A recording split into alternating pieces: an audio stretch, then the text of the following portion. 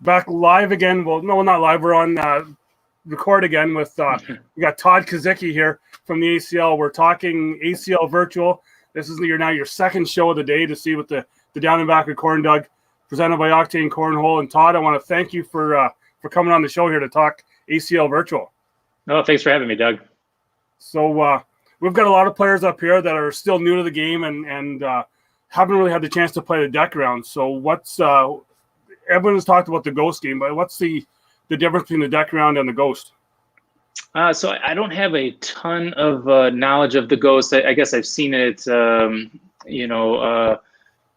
where I believe you're thrown against a set score or something like that. Mm-hmm. So this is different. This is we're following our deck around model that we've had built in with the ACL for a while now, where you're throwing 10 rounds, 4 bags each at an open board, and you're trying to see how many points you can score in those 10 rounds, with your max potential being 120 points. Okay, yeah. So that's kind of actually help some of the players then get where they actually should be throwing in what division or kind of ranking to see what against other players. Yeah. So we have a guide on our on the ACL website that kind of lets you know the different levels for where you should be playing at a national level. So if you're scoring 90 and above in the deck round, well, that's that puts you in the advanced division, and then it tiers down from there. So this hopefully using this format is hopefully good for kind of gauging where you belong when you go out and compete in events. Now,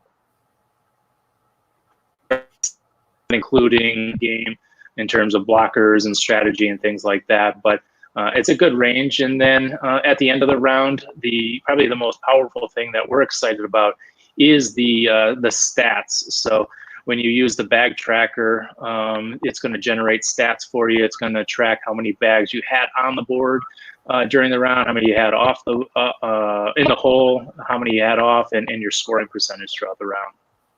Yeah, so that's something that you guys did try in Florida, I believe, with the for the first national with the pro division. Mm-hmm. Yeah. We were all geared up to use it at multiple levels in the Cleveland one, but unfortunately that one we got that was a casualty of the COVID-19 pandemic. Yeah, so then that's kind of then bringing us to the ACL Virtual. So that's kind of now brought on as well because of the COVID epidemic. Mm-hmm. Yeah. And in the online games, ACL Pro Bobby Fink out of New Mexico started. He's been doing that for several months, got a good thing going. For us, we wanted to start something that would keep our players playing, give them an option to play bags, start generating those statistics that are going to be essential as we continue to evolve the game into a legitimate sport internationally, so that you've got those legitimate type rankings, so that players will know more so where they stand when they go into events.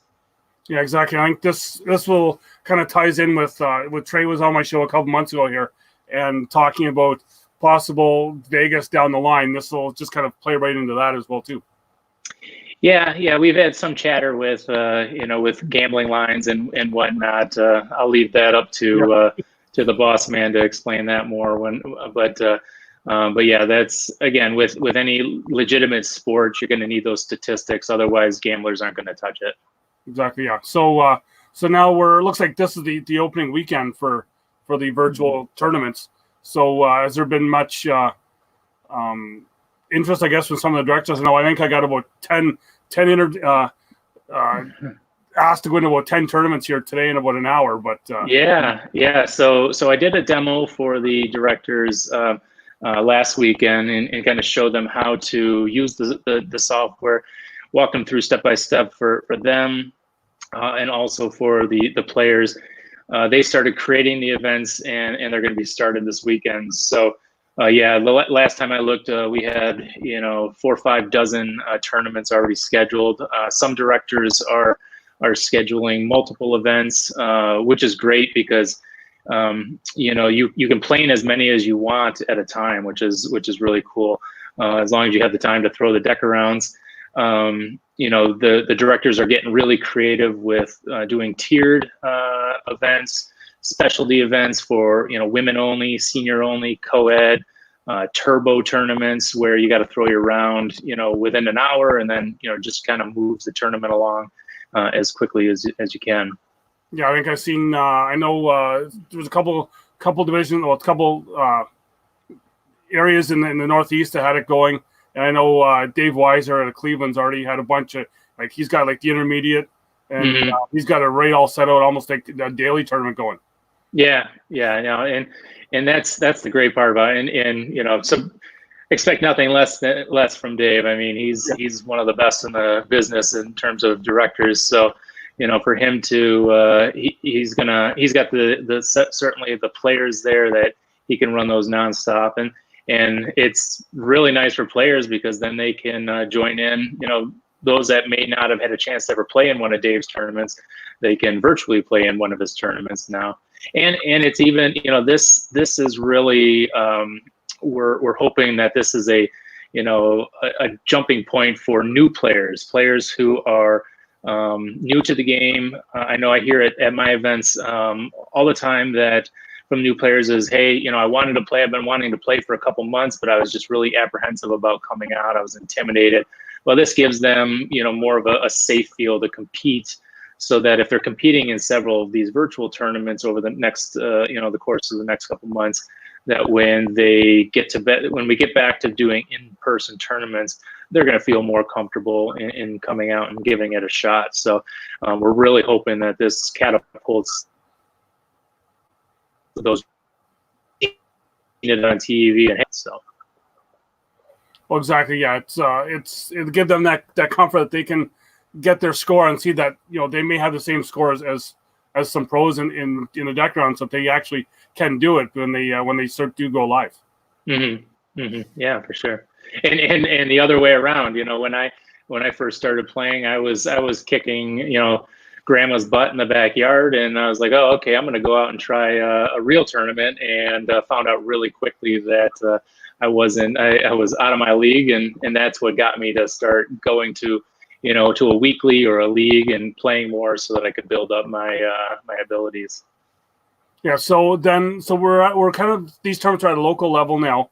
Will it go possibly conference or national at some point? Yeah, I don't know the exact answer to that yet. Everything with COVID-19 right now is so fluid that it's tough to commit to anything. We're still super hopeful that nationals 4 and 5 can take place, and our third conference events. So we're hopeful of that. But if it comes to a point where we can't run those events, those in-person events safely, then we may have to reevaluate and do some sort of national type event virtually. So. But yeah, it's like I said, it's all fluid. We do have some specialty events coming up with pros. So we'll have a pro virtual event. We've got an international event coming up as well. That's going to have a pretty nice prize pool on it. So that'll be a pro bracket versus an international bracket where the winners of each bracket face each other in a live match. Which I think that's what this virtual ACL Virtual does. It opens it up to so many more people globally. For sure, yeah. And I've been talking over the last several months to obviously Matt in Canada, the different groups in the Cornhole Europa, Australia, and Ireland, and things like that.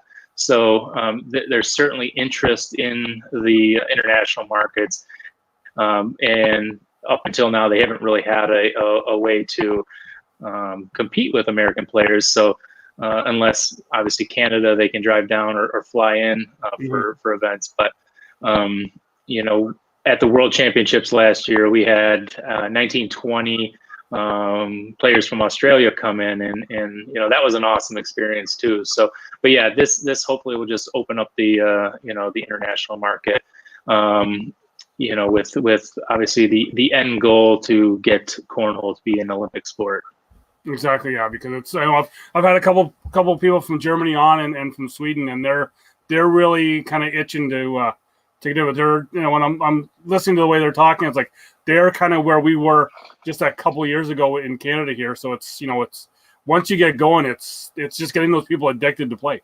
Yeah. Oh, of course. It's wild, and after, once the ESPN broadcast started, we really saw, I like to call it the Tiger Woods effect, where people saw it on TV. They said, hey, I can do this. They go out and they search for local events, and they're hooked almost immediately. They want to keep coming back to the, playing those weekly events that are low pressure, but able to get good practice in. And then they start building their way up to regionals and larger events and stuff like that. So it is an addicting sport, no doubt.